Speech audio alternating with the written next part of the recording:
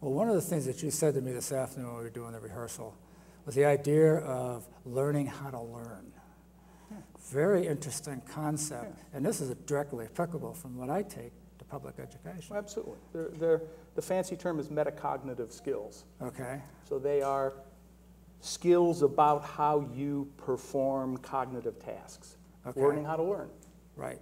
Okay. And that is a combination of incentive structures, skills, the willingness of an organization to tolerate occasional failure. Yep. Because if you don't fail, you're not doing anything that's worth doing. It's true.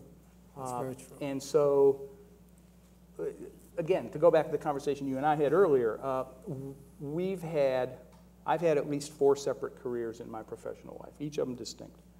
I was never trained for any of them. The same way with me.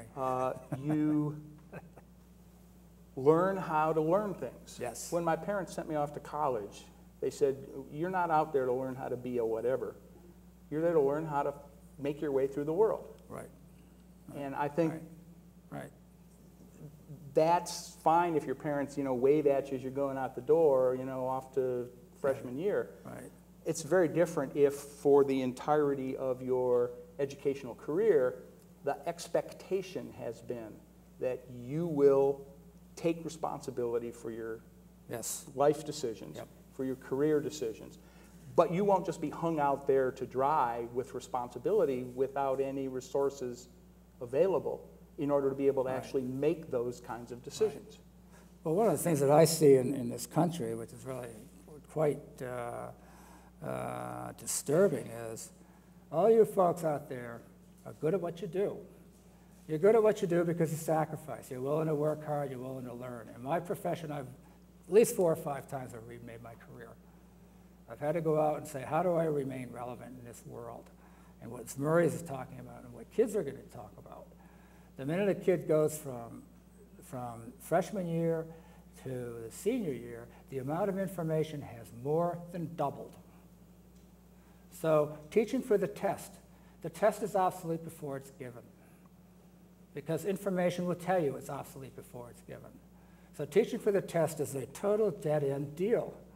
The idea of teaching kids that way, from my opinion, and for what we have learned as self-taught professionals, it's a dead-end route. And let me ask you this question, you teachers out there. How do kids like being taught for the test? Anybody? They like being taught for the test, or do they like to learn? Yes? I think what they like the most is being able to... My hearing is really bad, so if I go hum, hoo, whatever, I can't hear very well. Okay, from personal experience, as a result of my 2 children, I think what they like best is being able to freely express their opinions and to explore knowledge without any repercussions. And what they like least is being dictated to. Okay. Well, one of the things that's happening in technology is the types of professions that are being generated, and the cross-dissemination is happening. You're starting to see people who are like doing high-end research and they're doing quantum chemistry, or they're integrating physics with medicine. You're starting to see this incredible cross-pollination because the data is transparent because of the internet. So the ability to be able to mix and match and to be able to collaborate has had a tremendously powerful impact on the world. And this is only going to accelerate. And when I keep talking about this wireless connectivity issue that's going to jump off in about 2 or 3 years, we're going to start seeing this idea of how does education adapt to the fact that Johnny, Susie, and Fred can be outside in a playground, flip open their computers, they're on the net. And there's no limitation in terms of how they connect. And the connection is, do you want little Johnny, Susie, and Freddie checking out porn sites, or do you want Johnny, Susie, and Freddie collaborating with other kids that might be in Europe and saying, hey, we got a project and we've got somebody who is interested in video. We would like to put together a video talking about Elizabethan England. And we have some students that are really hip on history, and we have some other students who are really good in cinematography.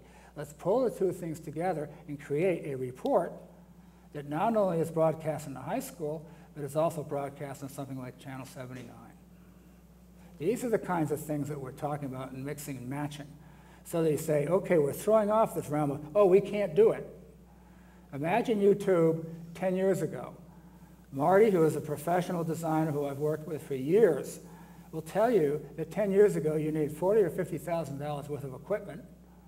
You had to have, a rocket science degree and working with the stuff, and you prayed to God that the imagery that came out of your computer wouldn't explode. Now you're looking at a system that Chris is running, costs $4,000. It's a real-time video editor. It's driving all of these cameras. And within the next 2 or 3 years, that technology will cost half as much and deal with 8 cameras. And it's going to connect to the web, and it's going to stream simultaneously. 10 years from that, it'll fit in your pocket. Your video imagery, I was talking with Murray this afternoon, and we have a high-def camera that we're experimenting with. The imagery is just about as good as that of a 2-megapixel camera. 3 years from now, you won't buy a camera with still images. You will buy a camera that has high-resolution video that can be used for still images. So the idea of the type of format that's used on the internet to disseminate this stuff is going to be moved into one environment. And once you get rid of one standard and you establish an umbrella type situation, you increase the velocity of that information moving through the system. So cream rises. And when you look at that, how cream rises, you start seeing some incredible possibilities.